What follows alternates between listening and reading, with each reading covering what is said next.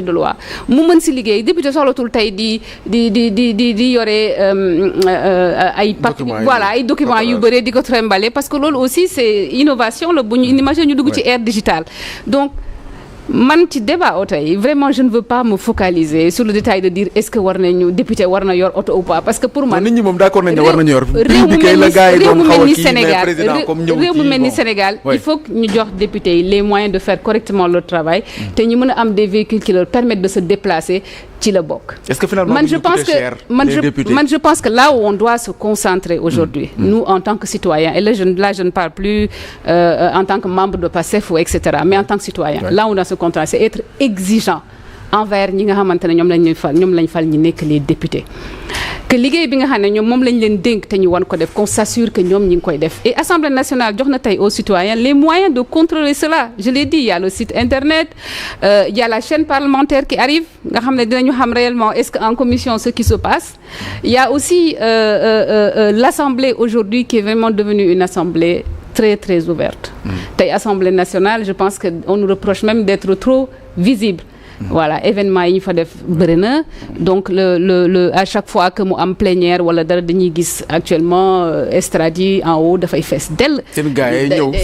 suñu gars yi rek c'est le peuple sénégalais qui vient parce qu'ils sont man ñoo fay xam ci ñi nekk ci kaw tribune moom militant parce que na ñeneen ñi tamit yëngu ñëw c'est le parce que c'est ouvert à tout le monde naa ñëpp ci yem ku mu neex nga ñëw sélectionné militant bi déposé wuñu ay bis pour ñu dugg si aussi ñëw voilà mais ci côté boobu déjà maa ngi lay laaj sànq est-ce que député bi duñ coûter cher finalement parce que dégg nañ président de l'Assemblée nationale Malick Ndiaye muy wax que ni aussi leeral na ko de oui non à part même oto yi parce que ñëwul ci prix beeg yooyu noonu mais loolu mën nañ nañ ko bàyyi parce que nee nga xëy na doo ci mën a sori carrément mais ci ay assistants parlementaires ak yeneen le député est-ce que finalement duñ coûter trop cher wala pour yow jar na ko quand même ñu am député yoo xam ne au moins dinañ mën def mais coûter trop cher c'est naka man sincèrement je trouve que pour que nos députés puissent travailler correctement xëy na su ma ko waxee am na ñoo xamante ne mais pourquoi nos députés man je trouve que nos députés ne sont pas bien payés dañu waxante dëgg xëy na su ma koy waxee xëy na suñ ko génnee ci contexte non damay expliquer rek Issa damay expliquer man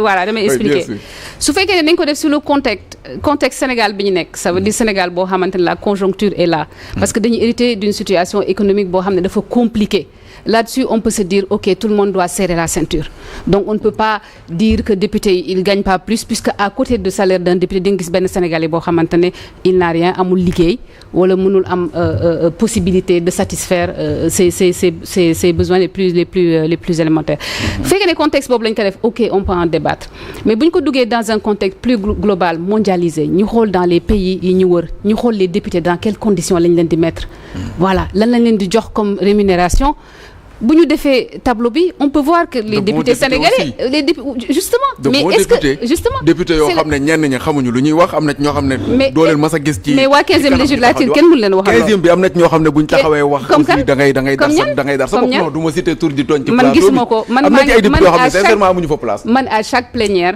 damay dem toog déglu am nañu mosul wax te suñu député yi mënu ma nag wax ci ñaan yi mais suñu député yi ñun en tout cas ils font un travail sérieux de préparation suñu ñëwee xam nañ ni ñuy wax te duñ ci wax aussi dañ ci wax fulla ak fayda te am na dara loo xam ne dama ko seetlu te dañ ko war rafetlu kenn mënu wax tey ne premier ministre bu ñëwee wala les ministres bu ñu ñëwee plénière député yi dañ leen di caresser dans le sens du poil des fois député yi dañuy jël parole di leen dal yoo xamante ne yow da ngay dem sax ba ne ñii est-ce que ñoom ñoo bokk parce que ñoom li leen intéressé mooy défendre intérêt askan wi loolu Issa mën nañ ko nangu ku ci mel ni Guy Marius Sagna ak ñeneen yenn saa yi dañ leen gis ni ñuy waxee ba daga naan waaw mais parce que dafa xam li tax mu am mandat de député nekku fi pour neex gouvernement nekk fi pour neex keneen ku mel ni Guy Marius Sagna et y a d'autres députés yoo xam mënu ma leen nommer dañ fi nekk pour défendre intérêt askan wi te loolu c'est une nouveauté daaw ñu ko gis nañu waxante dëgg daaw ñu ko gis Pape Sané ci côté boobu mën nañ ne enfin une rupture tant attendue bi nga xam ne moom la nit ñu bari ñu ngi ko doon xaar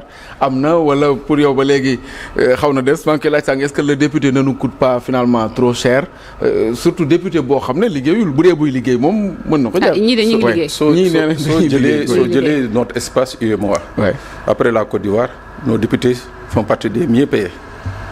L'espace UEMOA. Dans l'espace UEMOA.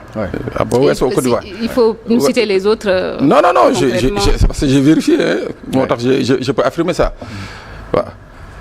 parce que ñun bu ñuy wax que député bi il a 1,3 million final soo ko xoolee ba xool il n'a pas 1,3 million il a 2,5 millions. Comment ça. Parce que entre les 900 000 d'indemnité. Non, attendez. Bu njëkk déedéet xaaral non. Cette indemnité n'est plus touchée. Oui, mais attendez rek. Il faut sortir ça. Oui, mais en tout cas. ba léegi nii. encore moi mon problème c'est un problème de légalité. Ces 900 000 francs n'ont jamais été une question légale. Oui. Les députés l'ont perçu. Et c'est arrêté. Waaw, d'accord. 500 litres de carburant ñu leen doon jox soo ko calculer c'est à peu près moo tax ma ne la le député touché comme dindi nañ ko touché 2,5 millions au Sénégal. Donc mais dañ na. waaw mais léegi moi je dis encore une fois li may wax mooy que dañu woote jubal jubbanti. man mënuma gëm ñi ne amul benn texte bu autorisé. Un député ñu octroie que parce que l'article 106 est très précis sur les avantages dus aux députés. dafa leer tudd ci benn yoon tudd ci oto. les membres du bureau. mais monsieur Sané comme ñëwagul texte bi ñëwagul. waaw déedéet non attendez non. je dis non xam nga le président de l'Assemblée nationale a parlé d'achat de véhicules. Moi je dis que je suis tout à fait d'accord Mag Issa on a la même position mais. Il faut d'abord un cadre légal. C'est-à-dire que il faut mu nekk un cadre légal. Là-dessus man tamit je suis 100% d'accord avec vous. Et ce cadre légal je suis certaine que ça va arriver. waaw moo tax ma ne il faut mu nekk un cadre légal. beneen bi moi je ne vois pas pourquoi assemblée war a mën a nëbb le prix des voitures des députés puisque c'est une maison de verre on n'a qu'à donner les prix des voitures. ñu xam prix. Vous représentez les Sénégalais. Et c'est un marché qui n'est pas lié par le secret défense. Vous donnez les prix ñu xam oto yi ñaata ngeen ko jëndee. mais yaa ngi wax sànq aussi ci côté député Pape Sané man je me rappelle bi ñuy jàng école gën a ndaw ay primaire ak yooyu noonu ñu ci bari buñ la romba buñ lay ñaaral li ndax mooy yàlla na nga nekk député bi kon am na cër bu nga xam ne moom la am. ñoom Mantoulaye Guèye ak ñeneen ñoo xam ne gis nañu taxawaay bi ñu doon am à l'Assemblée nationale est-ce que par rapport ak taxawaay boobu bu fekkente ne moom lañ bëgg a indiwaat député bi amaat ko wala sax ñu tordul ko la amee ba mu am ko. Est-ce que du moyens yi aussi warul suivre. Non, moi je suis d'accord que tey qu'il y ait des députés pourvus de tous les moyens. Parce que comme les directeurs généraux. ku ñuy représenter exactement ñun lañuy représenter. Mais moo tax soo xoolee l'article 106 du règlement intérieur. Les députés sont assimilés au ministre. C'est-à-dire seen traitement c'est quasiment assimilé les mêmes avantages. Exactement. Donc ça veut dire que quelque part jox nañ leen cër. Mais man d'accord naa ñu pourvoir leen de moyens. Mais comme ni ma ko waxee surtout que ñu ngi liggéey. waaw bon je sais pas si ñu ngi liggéey ou pas. Ça je sais pas ñu koy gis de loolu moo amul werante.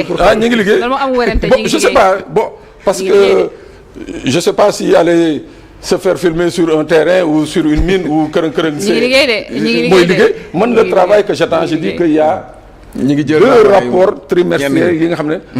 député yi waroon nañ ko laaj le gouvernement. sur l'exécution du budget. loolu ñoom bu ñu voilà bu leen invité ñoom ne leen tontu si loolu. man boobu laa gën a yàqal.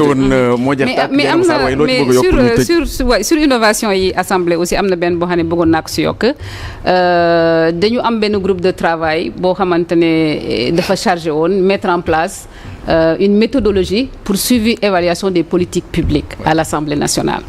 waaw loolu nekk avancée majeure. léegi Assemblée nationale am na méthodologie donc c'est scientifique c'est du concret pour évaluer les politiques publiques donc tey le gouvernement voilà kii mu teg projet yi député yi xam nañu naka lañ mën def pour xool évaluer ko voilà jox ko askan wi nit ñi mën xool concrètement ndax projet bi amal na nit ñi njëriñ ou pas te loolu amu fi woon seen mbokk yi donc ça aussi c'est quelque chose déjà qu'on met ci table bi comme un bilan seen mbokk yi diaspora bi est-ce que affaire yi soppeeku na comme yaa ngi waxu rupture par rapport ak ni ñu daan xoole réew mi liggéey beeg yooyu noonu ak aussi bëgg liggéey bi si boppam bëgg am décision ñëw Sénégal pour liggéey ça a changé.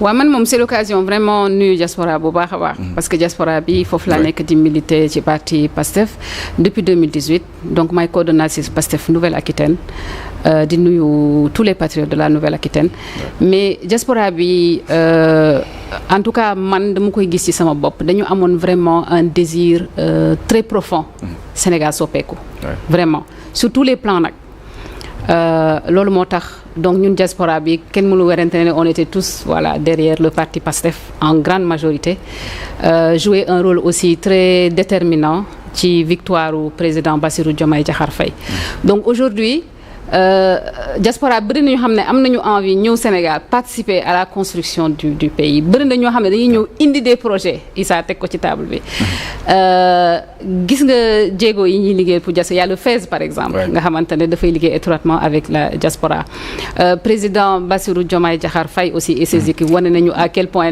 ci plan Sénégal 2050 vision bi jox nañ diaspora bi wàll bu mucc ayib ci financement de l'économie sénégalaise et cetera dinañ ci mën a xuus beneen yoon incha allah. jërëjëf Dieynaba il faut mu ñëw dimanche samedi. avec grand plaisir ñi mën a toog gën a kii non comme ça nga gën a yaatal. j'aime bien le débat. avec grand plaisir avec grand plaisir.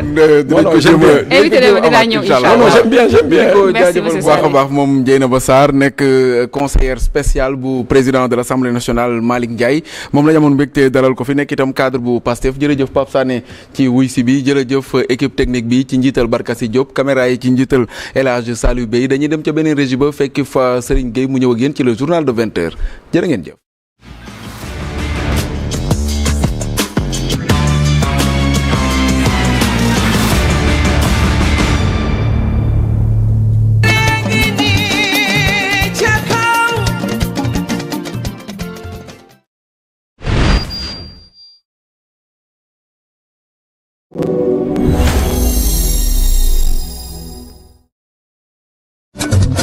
mbokk parieurs yi Lonase moo leen indi jeu concours tabaski bu ànd ak ay xewal yu am solo mbokk si nag yomb na saa boo parier lu tolloog 2000 francs CFA maanaam ñetti téeméer wala lu ko ëpp si ay. xam leen ne benn patron rek la ñu am mooy le peuple sénégalais kon nag bu ngeen bañee seen askan yëpp leen lépp lu ngeen fi